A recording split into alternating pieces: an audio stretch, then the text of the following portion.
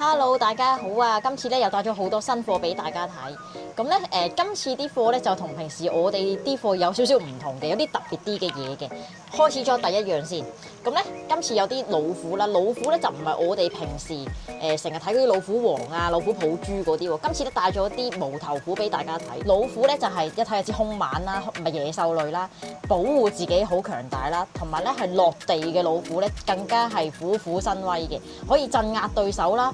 防止小人去侵襲自己，同埋係一啲鎮壓競爭者啊對手，同埋咧今次嘅老虎仲要係冇頭喎，冇頭係咩意思咧？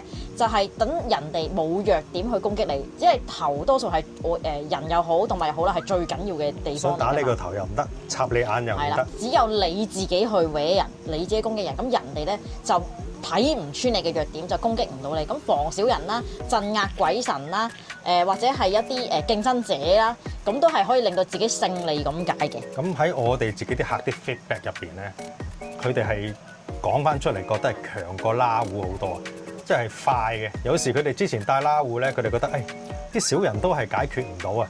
之後佢哋就試咗無頭虎之後咧，就好快就過嚟就會分享。佢哋直頭要介紹埋啲 friend 去請嘅。係啦，即係如果你做嘢工作地方啊，或者平時都比較多是非之地嗰啲咧，無頭虎係一個好好嘅選擇。嗱，講咗呢個先，呢個咧就特別啲嘅，未包殼啫。呢個就係可以叫老闆包殼啦。咁佢就軟身嘅，咁呢度有粒圓啦，跟住有粒符管咁樣啦。符管咧就係鎮壓啊啲唔好啊負能量啊驅鬼嘅符管嚟嘅，即係擋險啦，我哋叫做統稱。圓咧就係同時都係招財啊，或者係啲收穫咁解。咁後面咧有啲特別材質啦，同埋呢個就軟身嘅。如果唔包殼嘅朋友咧，中意咧可以擺喺銀包啊、攝喺銀包啊、手機後面都得。我逢親有呢個材料咧，我就攞翻去俾我隻貓聞下，我睇下佢有咩反應。因為大家都係貓科動物啊嘛，係嘛？有親切感。咁啊，呢個第一個款。呢個就攞咗唔多嘅，得兩個啊。咁啊，觀塘同大埔各一。好，跟住咧就有呢個款。呢個有兩隻色，咁呢個就係普通顏色啲啦，黃銅啦。咁佢嘅材質咧就唔係一般金屬嚟嘅，係一啲子彈材質。咁頭先老虎嘅功效講咗啦，子彈材質咧就係代表攻擊人之餘保護自己，同埋係刀槍不入咁嘅意思嘅。通常都係用咧佢哋嗰邊一啲用過嘅子彈，用過嘅子彈咧就即係可能佢哋軍方啊開個槍啊，或者佢哋附近有戰亂執到嘅彈殼啊，就會攞嚟做嘅。係啦，咁佢後面咧都有特別意思嘅喎。師傅就龍婆趁奶啊！我哋而家講緊嘅老虎牌都係龍婆趁奶。咁咧佢就有五虎破敵咁嘅意思，係有5隻老虎喺後面。有個好長嘅泰文名嘅，個意思其實都係等於5個老虎去幫你咁解。係啦，咁就更加係威猛同勁啦。前邊一個無頭虎，後邊4個無頭虎。同埋呢個係有 number 嘅。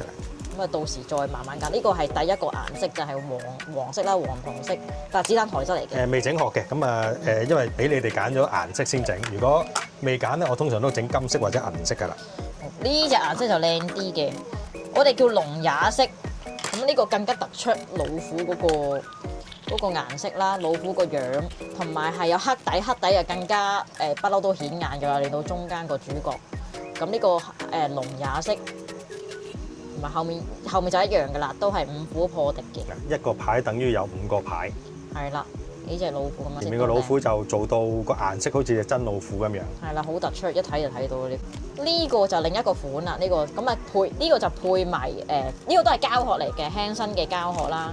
咁如果平時話中意有顏色嘅朋友咧，應該會中意呢啲殼啦，輕身嘅都係膠殼。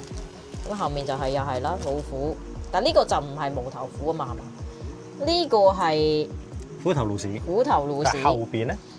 後面就係咁嘅。後邊就食人虎。係啦，咁就係又係啦，有啲材質咁樣啦。好，跟住仲有呢個又係無頭虎啦。呢個其實呢個款同頭先嗰個款差唔多，但係呢個就係無頭虎。頭先嗰個就係虎頭鹿屎同埋食人虎。呢個後邊有啲特別材料。呢個後面一樣有啲特別材料嘅。咁到時就可以睇實物，再問翻我哋店主。有啲袈裟布啊，有啲毛毛喺度啦。係啦。呢個又係虎頭鹿屎，後面就無頭虎啦。即係嗱頭先，如果有中意虎頭鹿屎，但係又中意無頭虎咧，呢個啱啦，一牌兩用。虎頭鹿屎都係啦，都係啲驅鬼啊，保護自己咁樣。後面就其實無頭虎就最好就係 for 小人，因為攻擊唔到你啊嘛，咁就一牌兩用啊！呢個又係有啲特別材質咁樣嘅無頭虎，後面前面就係虎頭鹿屎。呢個造型就得意啲，好似虎皮咁樣啊！係啦，呢個趴喺度嘅，好似虎皮地氈咁啊！我反而覺得呢個有啲懶洋洋嘅 feel， 可能就係攻擊完敵人，自己可以安然無恙。佢後邊都有個無頭虎嘅印喺度㗎，即係佢有無頭虎嘅造型喺度㗎，喺後面有無頭虎嘅造型。咁啊，有啲師傅開光用嘅嗰啲棉布，係啦棉線，咁啊同埋有師傅嘅袈裟布。通常呢啲袈裟布咧，一係就師傅着過，一係就佢哋嗰啲供僧節或者佢哋叫做拜師節去送俾師傅嘅袈裟。咁你個個多啲袈裟去，咁佢哋會有多噶嘛，可能就會用呢啲咧嚟到剪碎嚟到做翻一啲佛牌材料嘅。呢個老虎咧，而家見到咧，佢包殼咧就個老虎頭向上嘅。咁啊，因為佢個牌正常嘅造型就係咁噶嘛，因為睇背面你就知噶啦，背面就係向上先係正面啊嘛。但係有啲人咧包殼咧戴呢個牌嘅時候會倒轉嘅，好似呢個咁樣。點解倒轉咧？佢哋覺得個老虎係下山虎啊，向下撲啊，佢哋就會倒轉戴嘅。咁亦都有個原因，佢哋就我唔想個老虎好似咬緊自己咁樣。咁其實你向上向下，其實都冇乜所謂嘅。係啦，其實都係保護自己咯。後面仲有個無頭虎嗰個法相喺度嘅，其實前面就係下山虎，即係趴喺度咁樣向上向下咁解啫，唔同顏色。一個向上，一個向下。係啦，向上向下咁樣嘅啫。銀係純銀嚟㗎嘛，前面係純銀嚟嘅呢個。一個蓋咁樣咯，即係佢做咗個純銀蓋吸咗落去咁樣咯。係啦，後面就多咗塊符片添喎，我見到呢個。係啦，頭先嗰個係冇中間嗰塊符片㗎嘛。後邊咧，你見到佢三個好似貼住咗咁嘅嘢咧，就三個唔同材料嘅符，咁就係溶嘅時候就壓咗落去嘅，咁所以你好似融合咗入去咁樣嘅。係啦，呢個仲勁啲添啦，因為純銀本身都辟邪㗎啦。同埋呢個三扣嘅喎，可以扣住。係啊。係咯，呢個就個本身個殼係可以扣住嘅，即係喺中間呢度又扣繩又得，或者扣其他牌都得，呢度再吊多個牌都得嘅。咁咧，仲有一個款就係都係老虎嚟嘅，其實都係但係佢就係鎧甲啦。鎧甲就係好似披咗件衫啊，披風咁樣。又係保護自己咯，又係刀槍不入啊！老虎鎧甲，老虎鎧甲，鎧甲，三仔嘢。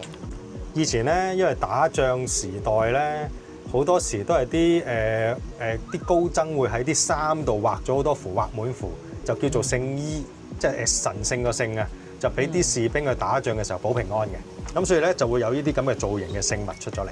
唔同顏色咧都係佢一個向上一個向下嘅，老虎都係。一件衫咁樣去保護自己，可以叫做鐵甲嗰類咯。好，咁老虎無頭虎啊講完啦，跟住咧就講呢個都幾特別嘅，又係呢個就係貓碌角，一個有口個冇盒咯。貓碌角呢個，咁貓碌角嘅咧其實咧就都係等於好似招財貓咁樣啦，都係第一生財啦，第二都係人緣啊，令到人哋中意自己，因為貓好多時都係個個都中意啦，覺得好可愛又成。咁我哋帶住佢咧都一樣嘅。都係令到人哋寵愛，上司又寵愛你啊，同事又對你好啊，好保護你嘅。呢個就貓碌角。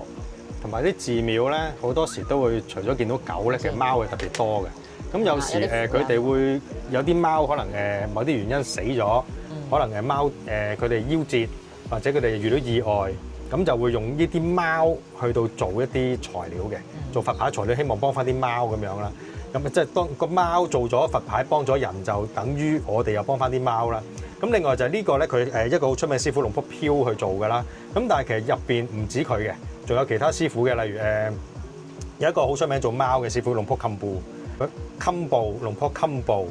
咁就佢就係做貓胎係特別出名嘅。咁呢個師傅咧就相傳咧。佢用嘅材料即係包括而家你喺呢個牌見到面頭嗰啲白雪雪嗰啲材料啦，同埋做個牌入邊嘅材料咧，就有呢個師傅提供嘅。佢提供嘅貓胎通常係點樣嚟咧？就係佢哋寺廟嗱，呢個係佢哋寺廟嘅傳說啊。佢哋話係有啲貓可能遇到意外就會爬去呢間廟嗰度去過世嘅，又或者可能佢哋有啲貓夭折咗。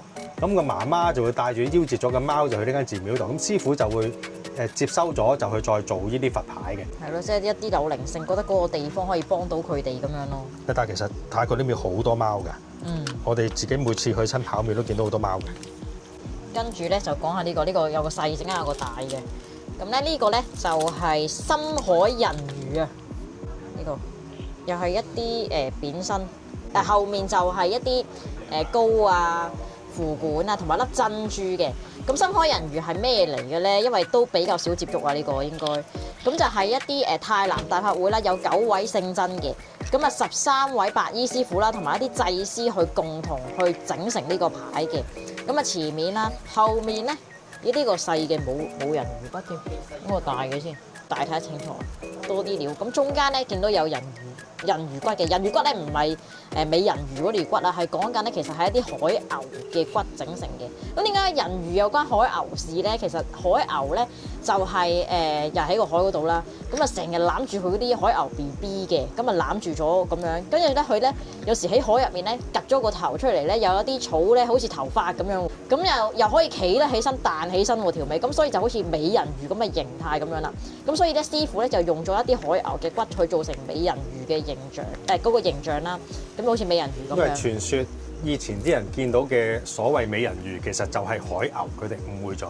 因為呢個海度可能好大霧啊，或者好黑啊，佢哋見到喂做咩有頭髮嘅抱住個 BB 咁嘅嘢喺度唱歌嘅咁樣樣，仲可以企起身喎，咁佢哋就以為嗰個海牛就係美人魚啦。咁當然可能真係美人魚，我哋唔知啦。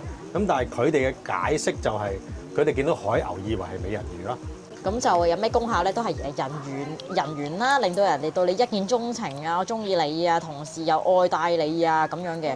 咁同埋咧，佢粒珍珠咧有咩用咧？珍珠咧就係師傅嘅特別意思，就係令到你安定心神啊，同埋化走一啲負能量咁樣嘅。咁啊，同時亦都係有啲人緣符管啊、招財符管啊、人緣膏咁樣。咁呢個係大帽，大帽嘅話咧，佢一共咧就出咗睇下先。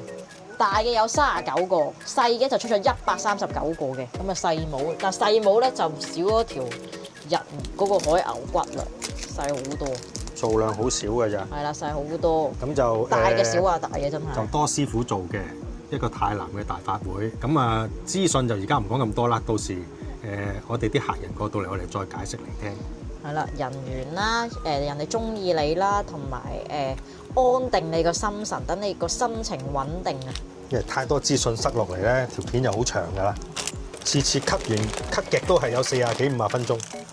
係啊，咁咧跟住嚟緊咧就講翻啲呢個靚牌先。呢個咧叫拿朗，有名嘅拿朗咧，俾大家睇咗先。一個咧係有畫符嘅，睇睇清唔清楚先。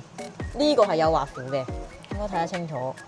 睇得到嘅，睇得到嘅。係睇到嘅。你向反光嗰邊就會見到啲燒香。喺呢度咁樣睇到有啲畫符嘅，咁冇畫符就係咁嘅，咁啊大家容易睇到啦。